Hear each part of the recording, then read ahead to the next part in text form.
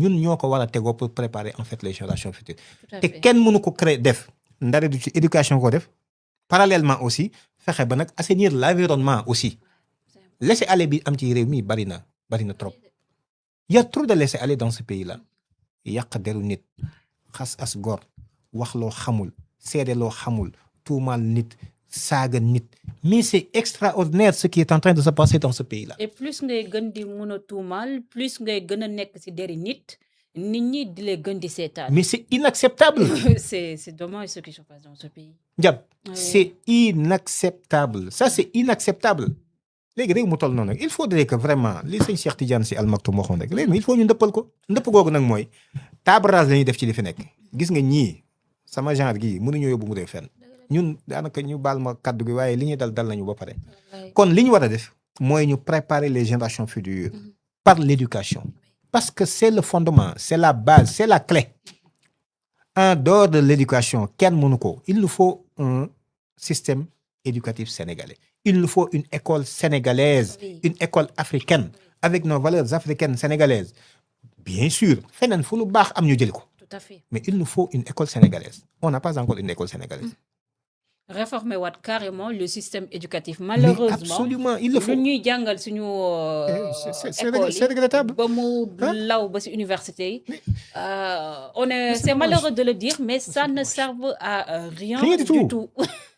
Ah, C'est rien du tout malheureux. mais c'est dommage de le dire hein Oui. c'est là dommage ñun ñëpp nous sommes des produits de cette Voilà. école là mais c'est dommage de le dire amul njëriñ man de mais bëgguma ça sert sama à doom rien jàng mais ka absolument voilà te déjà xoolal sénégalais rek oui posture bi ñu leen def nii rek loolu moo lay wax ne état war na ci saafaraw da ngay gis des gens yoo xam ne maintenant ils sont obligés oui bi soon dem juddoo léegi ñu jël ko surtout bon en fait les musulmans chrétiens yi moom déjà ñoo ngi ci def liggéey bu am solo oui oui da ngay jël sa doom bu juddoo nga yóbbu daara dara mu fexe mokkal ba pare Oui. nga xool nooy wàññee atam soo ko yóbbu ci mu jàng mais du ñëpp man loolu tout à fait fay pour ñu accélérer ko njàngam et cetera donc loolu état loolu mission régalienne la état moo ko war a mais gàtt jàng bi ñu lay jàngal sax professeur nga baal ma moo amul njëriñ suñu jàng bi moo xeewi Mais c'est moo vrai. yóbbul dëkk fenn et man je pense que ce nouveau régime malheureusement fii ñi nga xam ne ñi lajjee woon neen fa mu mel ni ko ñu commencé ko par les socialistes ñu raam ak suñu maam Abdoulaye Wade Macky Sall ñëw gën a doggali man je pense que ñii bu ñu demee dans la continuité rek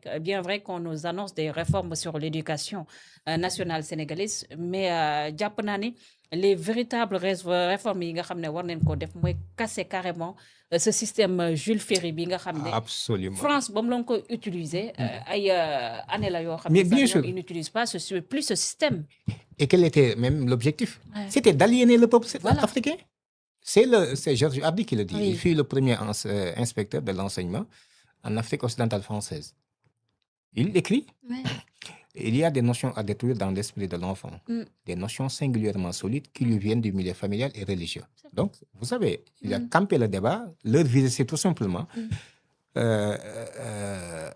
déconnecter l'enfant de ses réalités religieuses, culturelles et de ses réalités familiales. tout à fait C'est ça.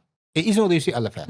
Mais après, ils disent, pour transformer le peuple primitif de nos colonies, pour les rendre le plus possible dévoués à notre cause et utiles à nos entreprises. Oui. Nous n'avons à notre disposition qu'un nombre très limité de moyens.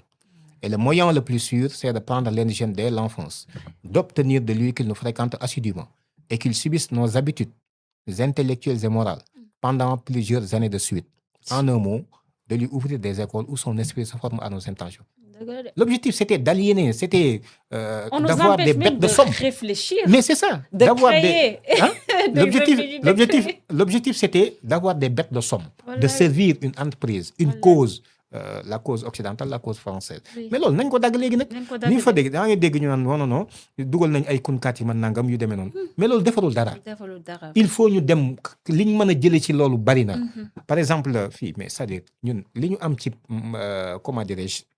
ressources humaines Oui ak héritage immatériel. waaw Mais c'est exceptionnel. tout à fait nga mën ko am ci Cheikh Ahmad Bamba am ko ci Seydi El Hadji Malick am ko ci Mame Baye Niass am ko ci kilifa yi bu ma leen di jóg du ma fi jeexal fi lay yendu ah am ko Sokone jaamal et cetera maanaam c'est exceptionnel ce patrimoine là mais loolu duñ ko jariñoo tout cas, Hein? en tout cas. C'est Hein? c'est dommage. Vraiment. Professeur ñu jeexal waxtaan bi ak la situation de nos frères yi nga xam ne ñu leen jàpp foofulee ca Maroc. Gis nga position état bu Sénégal ak premier ministre bi artu na si ban jàngat nga ci am si Maroc bi nga xam ne comme ni ko premier ministre bi ñaawlo. Premier ministre lan la wax.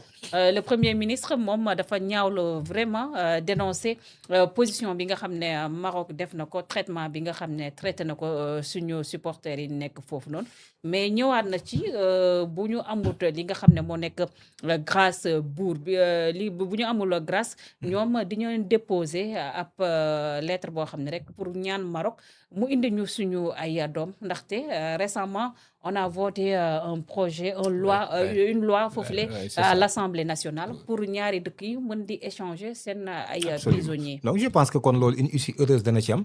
Même su fekkente ni man je regrette un peu taxawaayu fédération bi très franchement sur la question. Ndax ànd ak ay nit ñoo xam ne ñoom ñooy peut-être supposé le 12e homme d'une équipe. Nga dem am fa ñoo xam ne dañ leen fa téye comme en temps de guerre nga dem fa tu perds en fait des soldats ba noppi nga bàyyi leen fa. Xam nga les Américains ils disent ñoom seen soldats yi morts ou vifs on ne les abandonne jamais derrière. Jamais on les abandonne derrière. Te ñii ils étaient impliqués. N'est-ce pas ci quasiment dispositif bi sax ci action yi parce que ñoom ñoo doon le 12e homme.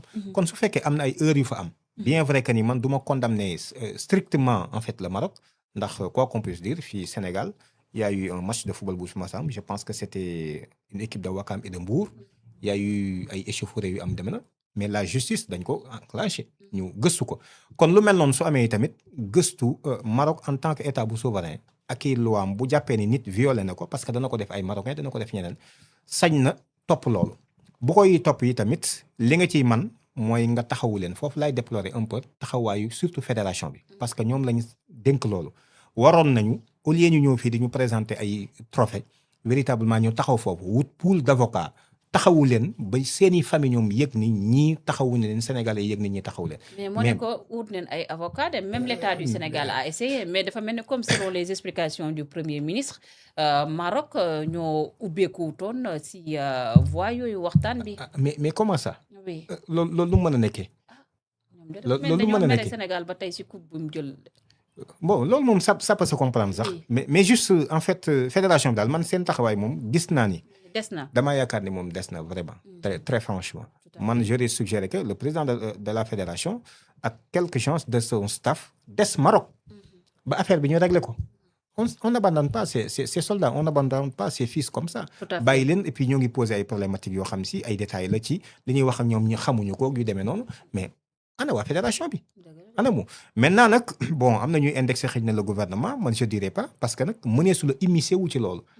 peut-être royaume la je ne sais pas ñoom xëy na seeni loi lu mu prévoir ci loolu mais si c'était au Sénégal le président de la République ci lu demee noonu en principe laa wax en principe mënu ci intervenir il faudrait que mu bàyyi ba action justice bi jeex muy soog a intervenir alors de ce point de vue kon je pense que c'est tout à fait normal puisque def nañ en première instance condamné leen véritablement le président ci li ma gis ci presse bi demandé na leen à ce que vraiment buur bi pour mu gracier leen te sañ-sañ yooyu war na ko am donc yaakaar naa ne loolu déjà rek duñu àgg ci beneen étape dana am su ko defee ñu ñëw ci seen njaboot vraiment uuf seen njaboot delsi ndax maa ngi ciy dégg ñuy wax keroog yoo xam ne ay soutien de famille lañu quasiment seen absence fi mu nekk nii feeñ na ci famille yooyu alors état bi sax war na def un geste. d'ailleurs le premier ministre signalé na loolu que état bu Sénégal dina amal ay solidarité si famille ñooñu ça c'est une très bonne nouvelle vraiment ñoo ngi leen di ndokkeel gouvernement ñoo ngi leen di ndokkeel ci loolu loolu am solo c'est tout à fait naturel parce que dañoo demoon